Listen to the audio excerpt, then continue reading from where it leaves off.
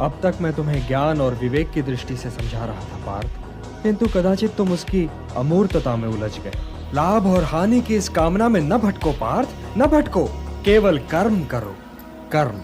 कर्म तो अपने आप ही में पुण्य है, पवित्र है और समाज के लिए कल्याणकारी भी है। इसलिए हे पार्थ, निष्काम कर्म के मार्ग पर चलो, क्योंकि कर्म फल तो तुम्हारे वश में है ही नहीं। इसलिए केवल कर्म करो और कर्म फल की इच्छा न करो। किंतु निष्काम कर्म कैसे संभव है वासुदेव? फल का ज्ञान ही तो कर्म करवाता है।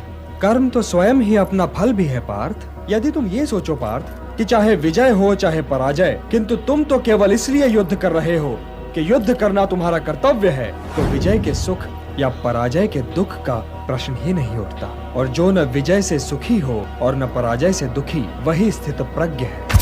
कर्मण्येवाधिकारस्ते मा फलेषु कदाचन मा कर्म फल हेतुर्भूः माते संगोस्त्वा कर्मणि। इसलिए हे पार्थ, कर्म के प्रतिफल की चेष्टा न करो। तुम तो केवल वही करो जो तुम्हारे वश में है, अर्थात अपने धर्म का पालन करो। यही कर्मयोग है पार्थ, यही कर्मयोग है। इस रहस्य को समझो पार्थ कि तुम्हारे पास तो केवल करने या ना करने का विकल्प है, किंतु कर्म के अंत पर मनुष्य के अधिकारों की सीमा समाप्त हो जाती है। कर्म का परिणाम मनुष्य के वश में नहीं है।